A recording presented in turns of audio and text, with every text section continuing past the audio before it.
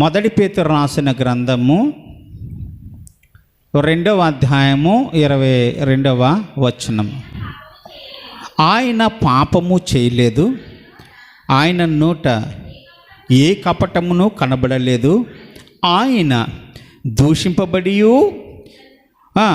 బదులు దూషింపలేదు, ఆయన శ్రమ పెట్టబడి బెదిరింపక న్యాయముగా తీర్పు తీర్చు దేవునికి తన్ను తాను అప్పగించుకొనెను అని భక్తుడైన పేతురు గారు ఈ మాటలు మాట్లాడుతున్నాడు. ఆయనలో ఏ పాపము లేదట, ఆయనలో ఏ కపటము లేదట. ఏ విషయంలో పాపము లేదు, ఏ విషయంలో కపటము లేదు అంటే మాట్లాడే మాటలో కపటం లేదు. మనసులో ఒకటి పెట్టుకుని బయట ఒకటి యేసు ప్రభు ఏనాడు మాట్లాడలే. అన్నిసార్లు కూడా యథార్థంగానే మాట్లాడాడు. తప్పుని తప్పు అన్నాడు, ఒప్పుని ఒప్పు అన్నాడు. ముక్కుసూటిగా పోయే వ్యక్తిలో యేసు ప్రభు వారు ఒకడు. ఆయనలో ఏ కపటము లేదు, ఏ దోషము లేదు, ఏ పాపము లేదు. ఏ పాపము చేస్తున్నట్లుగా ఎక్కడ కూడా రాయబడలేదు. ఆయన పాపము చేయలేదట. అయినను ఆయన దూషింపబడి బదులు దూషింపలేదట. ఆయన ఎంతోమంది తిట్టారు, యేసు ప్రభుని తిట్టినట్టు వారు చాలామంది ఉన్నారు. కానీ తిరిగి యేసు ప్రభువు ఎవరిని కూడా తిట్టలేదు. అలాగే శ్రమ పెట్టబడి ఆయన ఎవరిని కూడా బెదిరించలేదు. కానీ న్యాయముగా తీర్పు తీర్చు దేవునికి తన్ను తాను అప్పచెప్పుకున్నాడట. ఇప్పుడు దేవునికి తన్ను తానుగా అప్పచెప్పుకునేటువంటి వారు ఎవరు? మనం ఆలోచిస్తే ఒక పాపం చేస్తున్న వ్యక్తి దేవుని దగ్గరికి వచ్చి తన్ను తాను అప్పచెప్పుకుంటాడు. పరిశుద్ధ గుడారం దగ్గరికి వచ్చి యాజకుడి దగ్గర మోషే ధర్మశాస్త్ర ప్రకారము తన్ను తాను అప్పచెప్పుకుని తన పాపాన్ని ఆ దేవుని సన్నిధానంలో ఒప్పుకుంటాడు. నేను పాపం చేశాను, తప్పు చేశాను, నన్ను క్షమించు అని ప్రభు సన్నిధానంలో బ్రతిమలుకున్నప్పుడు యాజకుడు ఒక గొర్రె పిల్లను, మేక పిల్లను, గువ్వ పిల్లను, పావుర పిల్లను, లేకపోతే ఆవును, ఎద్దును, దేన్నో ఒక దాన్ని ఒక బలిగా అర్పించమని అతనికి ఆజ్ఞాపించినప్పుడు వెళ్ళి ఆ బలిపోసం తీసుకొచ్చి యాజకుడు కప్పు చెప్తే దాన్ని వధించి దాన్ని రక్తాన్ని తీసుకెళ్ళి ప్రభు సన్నిధానంలో పాప పరిహారము చేస్తాడు. తను తాను ఒప్పుకోవటం అంటే దేవుని సన్నిధానానికి వెళ్ళి ఒప్పుకోవటం. పాపం చేస్తున్నవాడు ఒప్పుకోవటం, ఒప్పుకుని తను తానుగా దేవునికి అర్పించుకుంటాడు పాపం చేసినట్టు వాడు. కానీ ఇక్కడ విరుద్ధంగా ఏముందంటే యేసు ప్రభు వారిని ఏ పాపము చేయలేదట. ఆయన శ్రమ పట్టబడ్డాడు కానీ ఎవరిని కూడా బెదిరించలేదు. ఆయనలో ఏ దోషము లేదు, ఎవరిని కూడా చిన్న మాట కూడా అన్న వ్యక్తి కాదు. అటువంటి యేసు ప్రభు వారు తనకు న్యాయముగా తీర్పు తీర్చు దేవునికి తన్ను తాను అప్పు చెప్పుకున్నాడట. యేసు ప్రభు వారు అప్పు చెప్పుకోవాలని పని ఏంటి? యేసు ప్రభు వారు ఏ పాపం చేయలేదు, ఏ నేరము చేయలేదు, ఎవరిని దూషించలేదు, బెదిరించడం లేదు. ఆయన కావాలంటే ఏదన్నా చేయగలుగుతాడు. ఆయన ఏమన్నా శక్తిహీనుడు అంటారా? యేసు ప్రభు వారు మహా బలశాలి. దేవునికి స్తోత్రములు, హల్లెలూయా. ఆయన బలమైన కార్యములు గొప్పవిట. ఆయన చేసినట్లుగా ప్రపంచంలో ఏ ఒక్క వ్యక్తి కూడా భూమి మీద అటువంటి గొప్ప బలమైన కార్యములు చేస్తున్న వ్యక్తి ఎవ్వరు కూడా లేరండి. మొట్టమొదటిగా అంత బలమైన కార్యములు చేస్తున్న వారు యేసు ప్రభు వారే. ఆయన చాలా బలశాలి. యేసు ప్రభు వారిని ఒలువల తొట్టలో పట్టుకున్నారు. ఆయన ప్రథమ శిష్యుడు అయినటువంటి పేతురు గారు తన వరలోంచి కత్తిని తీసుకొచ్చి ప్రధాన యాజకుడి దగ్గర పనిచేసే ఒక పనివాడి చెవు నరికేశాడు. యేసు ప్రభు వారు వెంటనే చెయ్యి పట్టుకుని, నువ్వు చేసే పని ఏంటి? కత్తి పట్టుకున్నవాడు కత్తివాడే పోతాడు. నువ్వు కత్తి తీసి నరకడం కోసమా ఇన్ని రోజులు నీకు నేర్పింది? నువ్వు ఇదే నేర్చుకున్నావా అని ఆయన మీద కోపం పడి, నేను ప్రార్థించడమే చాలు, నా ప్రభువు అయిన తండ్రి నా కొరకు 12 వ్యూహముల దూతల్ని భూమి మీదకి పంపిస్తాడు. ఒక వ్యూహానికి దూతలు ఎంతమంది వస్తారంటే 6,000 మంది దూతలు వస్తారు ఒక వ్యూహానికి. అంటే 12 ఇంటూ 6,000 లెక్క వేసుకుంటే 72,000 మంది దూతల్ని నేను ప్రార్థించిన వెంటనే అంతకంటే అధికమైన దూతలు ఈ భూమి మీదకి పంపించగల సమర్థుడు. అంటే దూతలు వస్తే మనుషులు ఎవరన్నా ఆగుతారంటే ఆలోచించండి. దూతలు వస్తే మనుషులు ఎవరన్నా ఆగుతారా? ఎవరన్నా ఎవరు కూడా ఆగలేరు. దూత చాలా బలమైందండి. దూత చాలా బలమైన శక్తి కలిగింది. ప్రభువు చేత హెచ్చించబడింది. ప్రభువు చేతులలో, ఆయన హస్తములలో రూపుదిద్దుకున్నటువంటిది. సర్వ మహిమలు కలిగి ఉన్న దూత, మహాబలిష్టమైన దూత భూమి మీదకి వస్తే ఏ మానవుడు కూడా ఆగలేడండి. ఇజ్రాయేల్ దేశంలో హిజ్కీ అనే రాజు మహాశ్రమలు పడ్డాడు. ఆ దేశమంతా కూడా అషూరు రాజు చేత పట్టబడ్డది. అషూరు రాజు బెదిరిస్తున్నాడు, చంపుతానంటున్నాడు. లోనకున్న వారిని బయటికి రానివ్వట్లేదు, బయట వారిని లోనికి పోనివ్వట్లేదు. మహాశ్రమ పెడుతున్నప్పుడు ఆయన దేవునికి ప్రార్థన చేశాడు. ఆ రాత్రి దేవదూత పరలోక రాజ్యం నుంచి దిగొచ్చి అషూరు రాజు యొక్క సైన్యములకు దూరి 1,85,000 మందిని ఒక్క నిమిషంలో చంపుకుంటూ వెళ్ళిపోయిందండి. అంటే దూత ఎంత బలమైందో ఆలోచించండి. ఆ దూతల్ని సృష్టించిన సృష్టికర్తకి ఇంకెంత బలం ఉంటుంది. మనందరము దేవునికి స్తోత్రములు చెల్లిద్దాం. హల్లెలూయా. ఆయన బలాన్ని మనం తక్కువగా అంచనేసి ఆయన దగ్గర మనము కుప్పగంతులేస్తున్నామేమో, చిన్నగా మాట్లాడుతున్నామో. దేవుడా అంటున్నామేమో, యేసయ్యా అంటున్నామేమో. యేసయ్యా ఇంకెంత బలవంతుడు ఆలోచించండి. ఆయన సర్వ ప్రపంచాన్ని సృష్టించిన సృష్టికర్త. కేవలము మాటల చేత ఆయన ప్రపంచాన్ని మొత్తము కూడా కలగజేస్తున్న వ్యక్తి. ఆయన ముందు మనం ఎంత అండి, మనం గొప్పవారం అనుకుంటే చాలా పెద్ద పొరపాటు. ఎందుకంటే మనం గొప్పవారము కాదు, జ్ఞానులమే కాదు, జ్ఞానహీనులము. జ్ఞాని ఒక్కడే, దేవుడు ఒక్కడే, ఆయన సర్వశక్తిమంతుడు. ఆయన కంటే బలశాలి ప్రపంచంలో ఎవరు కూడా లేరు. ఆలోచించండి, ఎంత బలశాలి అయిన దేవుడు తనకు న్యాయముగా తీర్పు తీర్చువానికే అప్పచెప్పుకున్నాడట. అవునండి, ఆలోచించండి. మనం చాలా బలవంతులు అనుకుంటాం కొన్నిసార్లు. వాడు నన్ను తిడితే మనం తిట్టలేమా? వాడు రాని వాడి కాళ్ళేరు కొట్టేస్తాను అని మనం అనుకుంటాం కదండి. మన బలవంతులు అనుకుంటాం, గొప్పవాడు అనుకుంటాం. మన బలవంతులు వనికిని, మన బలశాలులు వనికిని మనము దేవునికి అప్పు చెప్పుకోకుండా ఎవరికి అప్పు చెప్పుకుంటాం అంటే మన విరోధి అయిన అపవాదికి అప్పు చెప్పుకుంటాం. వాడు ప్రేరేపిస్తూ ఉంటాడు. ఏమంటాడు? కొట్టు, వాడిని చంపు, నరికే, వాడు కాళ్ళేరు కొట్టు, చేతులు కొట్టు, వాడు భూమి మీద లేకుండా చేస్తే అని ప్రేరేపిస్తూ ఉంటాడు. న్యాయంగా తీర్పు తీర్చేవాడు ఒక ఆయన ఉన్నాడు కదా. అలాంటిదప్పుడు మనం వాడి మీదకి వెళ్ళి దెబ్బలాడాల్సిన అవసరం ఏముంది? మన విరోధి మీదకి వెళ్ళి వాని మీద మనము కాలు ఎత్తాల్సిన అవసరం ఉంది, చెయ్యెత్తాల్సిన అవసరం ఏముంది?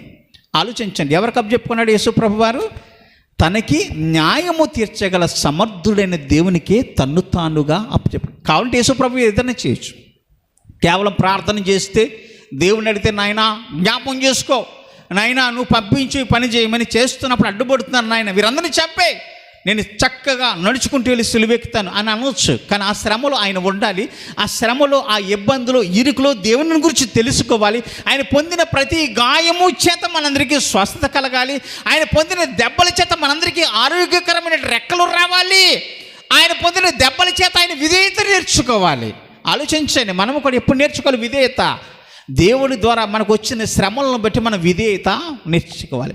ఆ విధేయత నేర్చుకుంటే ఏం చేయాలంటే, ఆ శ్రమ వచ్చినప్పుడు, ఇబ్బంది వచ్చినప్పుడు, ఇరుకు వచ్చినప్పుడు, పొరుగువాడితో ఆటంకం వచ్చినప్పుడు, పొరుగువాడు మన మీద లేస్తున్నప్పుడు ఏం చేయాలి?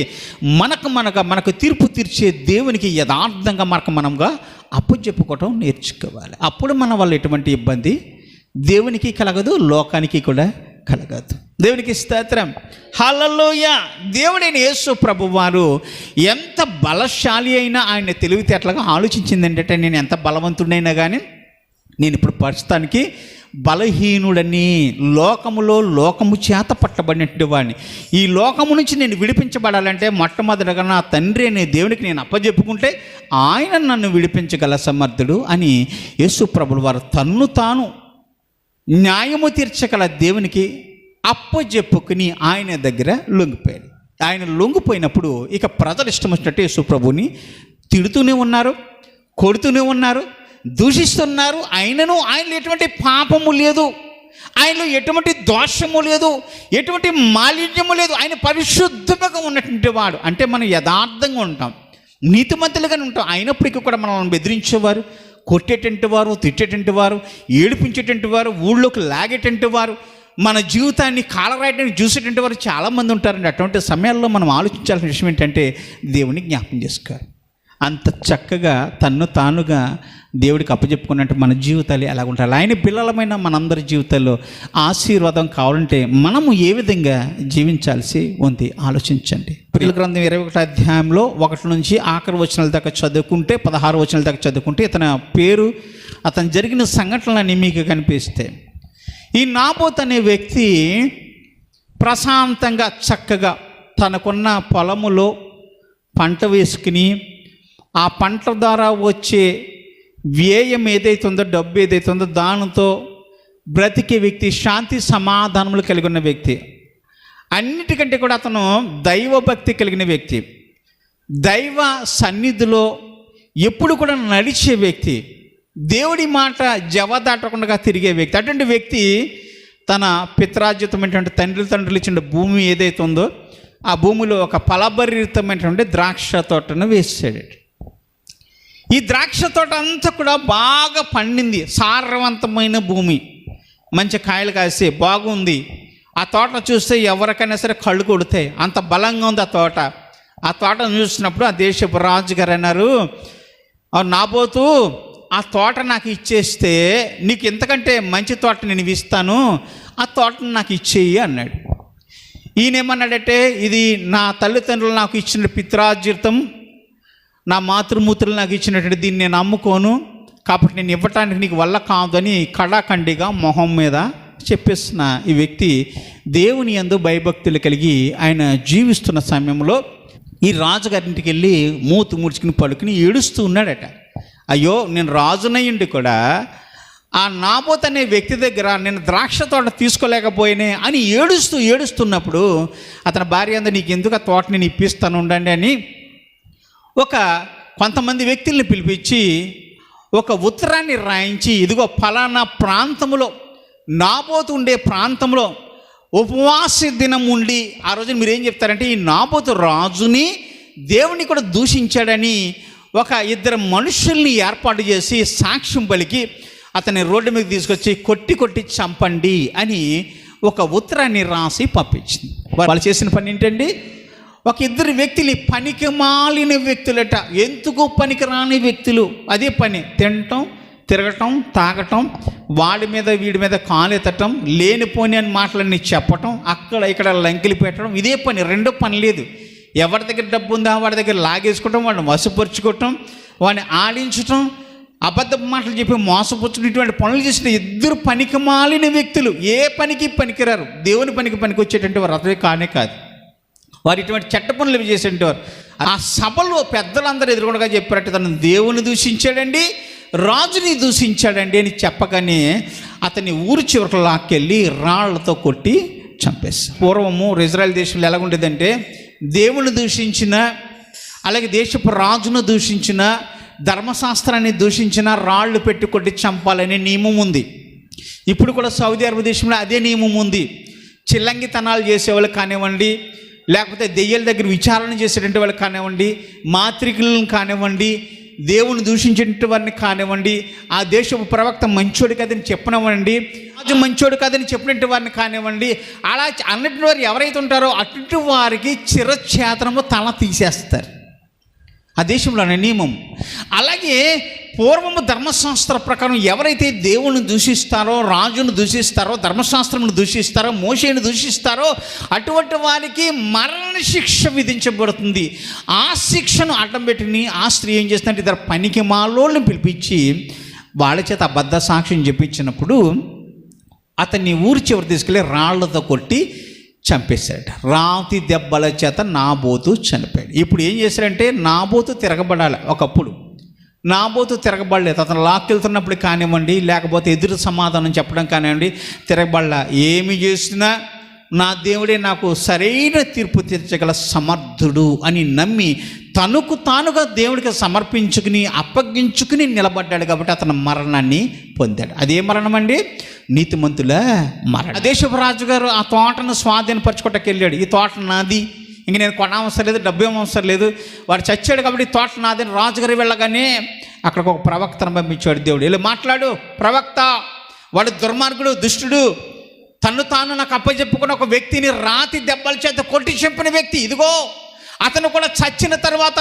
అతని రక్తాన్ని కుక్కలు తాగుతాయని చెప్పు అని దేవుడు హెచ్చరించినప్పుడు దేవుడి దగ్గర ఉన్నటువంటి ఆ ప్రవక్త వెళ్ళి ఆ రాజుని హెచ్చరించాడు. ఇదిగో అమాయకుడైన నాబోతుని చంపావు, అతను భయభక్తులు కలిగినటువంటి వాడు, ఎవరికి హాని చేయనంటి వాడు, అపకారం చేయనంటి వాడు, అతన్ని చంపావు కాబట్టి నీ రక్తాన్ని కుక్కలు తాగుతాయి, ఇదిగో ఇదే దేవుడు చెప్పిన మాట అని హెచ్చరించి వెళ్ళాడు. నిజంగా ఒక రోజున యుద్ధం జరిగినప్పుడు ఆ యుద్ధంలో బాణము చేత రాజుగారు గాయపరచబడి ఆ రథాన్ని తోలుకుంటూ వెళ్ళినప్పుడు ఆ రథంలో చచ్చిపోయాడు. తర్వాత ఆ రథాన్ని తీసుకెళ్ళి ఆ నది ఒడ్డుని కడుగుతున్నప్పుడు, ఆ వేశ్యలు స్నానం చేసే ప్రాంతంలో కడుగుతున్నప్పుడు ఆ రక్తం ఉన్న నీళ్ళంటే కుక్కలు తాగాయట.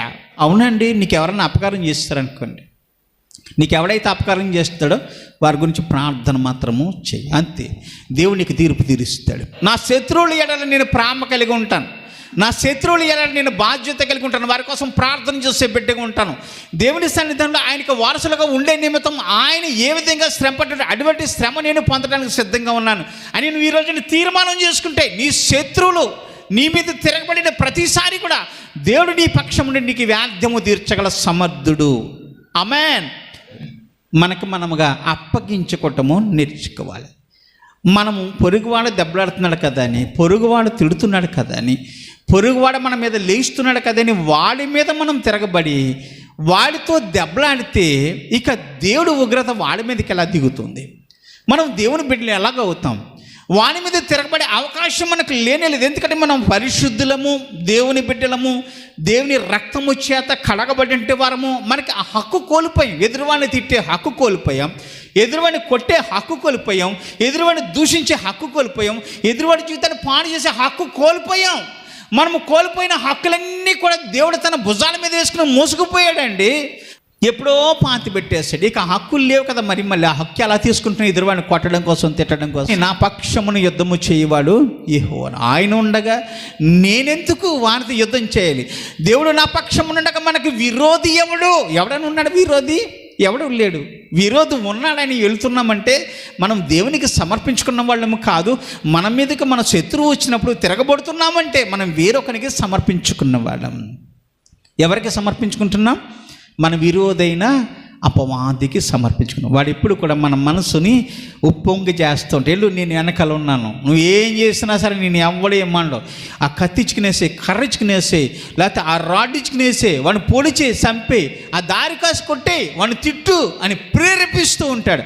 ఆ ప్రేరేపణ మనలో వచ్చిందంటే మనం ఆలోచించుకోవాలి. ఓ సాతానా నా వెనక్కపో అని మనం గర్దించే బిడ్డలుగా ఉండాలి. యేసు ప్రభువు దగ్గర కూడా అలాగే కదండి పేతురు గారు అన్నారు, ఇది ఎంత మాత్రము జరగడానికి ఇష్టం లేదు నా ప్రభువా అంటే, యేసు ప్రభు నా సాతానా నా వెనక్కి పో అన్నాడు.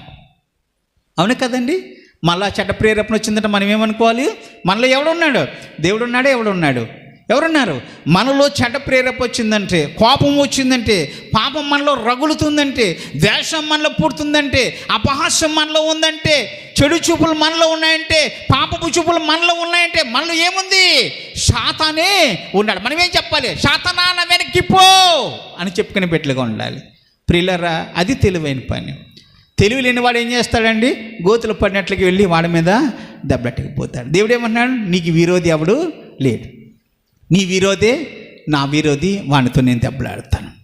దేవుని ఉగ్రతకు చోటు ఇవ్వండి, దేవుని ఉగ్రతకు చోటేయండి, ఆయన నీ పక్షమును దెబ్బలాడేవాడు అని దేవుడు చక్కగా చెప్తున్నాడు కదా. యేసు ప్రభు వారు కూడా అదే విధంగా తన విరోధులు ఎవరైతే ఉన్నారో వారి మీద యేసు ప్రభు వారు తిరగబడలేదు, వారి మీద నేరం మోపలేదు, వారి మీద నిందలు మోపలేదు, వారి గురించి చెడుగా ప్రార్థన చేయలేదు. ప్రభా వీరు ఏమి చేయుచున్నారు కనుక వీరు క్షమించండి, వీరికి తెలియక చేస్తున్నారు క్షమించండి అన్నాడు. వారి కోసం క్షమాభిక్ష అడిగారు, వారి కోసం ప్రార్థించాడు. ప్రార్థించి దేవుని దగ్గర గోచాటం మొదలుపెట్టాడు. కాబట్టి తన శత్రువుల నిమిత్తము ఆయన ప్రార్థించిన ప్రార్థనను బట్టి తాను అప్పచెప్పుకున్నాడు. కాబట్టి న్యాయముగా దేవుడు తీర్పు తీర్చి ఆయన 3వ దినమున సజీవుడిగా పాతాళ అగాధం నుంచి లేవనెత్తి ఉన్నతమైన స్థలముల మీద ఆయన్ని కూర్చుండబెట్టాడు. దేవునికి స్తోత్రం. హల్లెలూయా. కొంతమంది ఆ రోజున తిరగబడ్డారు అతని మీద. కొంతమంది మాత్రమే, ఒక దేశంలో ఒక తెగవారు, 2 తెగలవారు యేసు ప్రభు మీద తిరగబడి యేసు ప్రభుని చంపడం కోసం అనేకమైన పన్నాగాలు పన్నారు. కానీ యేసు ప్రభు వారు తిరిగి లేచిన తర్వాత ప్రపంచం మొత్తానికే న్యాయముగా, అధిపతిగా, రాజుగా మార్చబడ్డాడు.